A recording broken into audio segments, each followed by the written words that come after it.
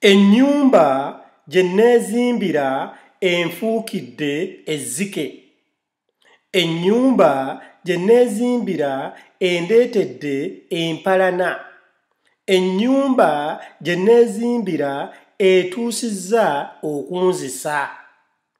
Nazimba ennyumba yange neggwa bulungi, ne nteekamu mukulu wange gwe nzirako, musajja aginkuumire. Mukulu wange n'ateekamu mukyala we era n'azaaliramu abaana. Ennyumba eno agibaddemu okumala emyaka 5. Bwe natuuse okwagala okukozesa ennyumba yange nga njagala ngifunemu ssente, njagala nteekemu abapangisa, nabadde nfunye abapangisa abagenda okumpa ssente eziwera, babadde bagenda giteekamu offices z'okuyamba abaana bamulekwa. Bwe nategeezeza muganda wange ekintu kino tekyamusanyusa kuba nakimutegeereza ku ssimu. Ne ndowooza nti nno osanga bwe nnaaba ŋŋenze bwe tunatuula wali nja kumubuulira tukkiriziganye. Holiday ne yaakaggwa nga nninnya nga ŋŋenda. Bwe natuuka eri nga ntuukira wa muganda wange ono nga tutuula nga munnyonnyola nga mugamba njagala nfunemu ssente, bagenda kumpa ssente naye funa w'olaga. W'ogenda okulaga ŋŋenda kuwaayo kapito ogende obeere ng'olina ssente ezikutandisa okupangisa, ŋŋenda kusasulirayo emyezi 5. Omusajja oba mukulu wange yanfuukira ezzike atya. Mukulu wange ono kye saamanya nti ennyumba eno yali yagyeguza ng'alowooza nti yiye. Era amazima gali nti ebizibu byantuuseeko bingi nnyo n'ayagala n'okuntema. Era nadduseyo buddusi okudda ewaffe eno gye mbeera. Edimezaya, ebyo by'ebizibu bye natuuseeko oba bye nafunye. Era kakati labayo nannyini nju bwe nkwata akasente ke babadde bampadde mu nnyumba abapangisa be ngenda otuteekamu ate nkazzeeyo. Ebyo by'ebizibu ebituuka ku mmwe mwenna. Buli muntu yenna bw'oba tonnakitesitingako kijja, tosekereranga nkenku. Abantu abasinga obungi tukola zi bizinensi ne tuteekamu baganda baffe, okumuggyamu akufuukira ejjembe.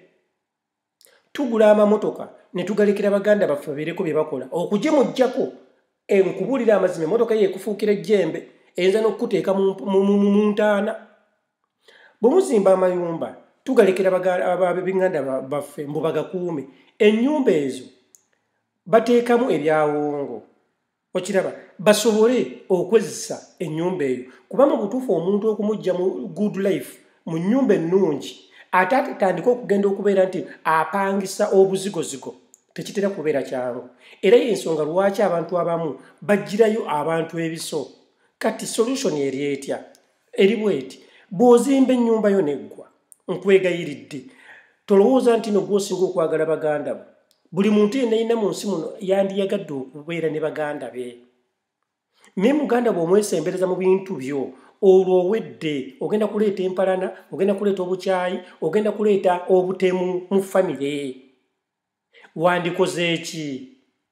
Bw'omala okuzimba ennyumba yo gikwase kampuni oba okiraba, gikwase balooya bagiteekemu omupangisa, ne bw'onoobeera ng'ofunako akasente akatono.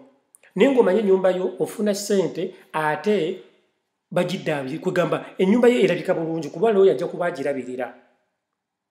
Oba okitegeera bulungi. Naye ate bw'oddira ennyumba yo gy'omaze okuzimba, gy'oyooyoose, n'ogiwa muganda wo oba sisita wo, ebintu byo byonna byonna ky'oboolizo oba mukwano gwo, agikubeereremu nti agikuumire. Jjukira gw'ojja okubeera eno oweereze ninga ne ssente, osasule amasannyalaze, osasule amazzi. Ojja kusanga ennyumba yonna yonna bagiddugazza kubanga oli aba teyeefiirayo. Naye ate oli omupangisa afaayo nnyo okumanya nti nnyumba banansaba looya n'alaba atya nti ennyumba ate ngiddugazza. Ate jjukira ojja kuba ofunayo n'ekasente. Kaakati n'ebyo bye byatuuse ku munnaffe. Naye olwaleero kiri wa munno, enkya kiriwo. Bingi nnyo musiba mu biraba.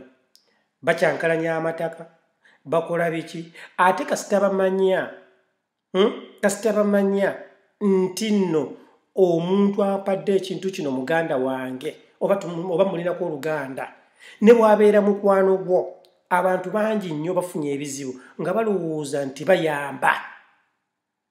Bannange mbabuulira amazima, nze nange Eddie Mesaya nali ndowooza nti buli muntu alina okuyamba, naye nange nina omuntu gwe nayamba, mbabuulira amazima, naye nange yali anfuukidde ezzike, naye lwakuba nze be nali nva ekalangaalo navaayo nnimye kubijja, olya neegizikako yakongokako. Naye mbabuulira amazima, tubeere bantu bagezi nnyo, mbeegayiridde.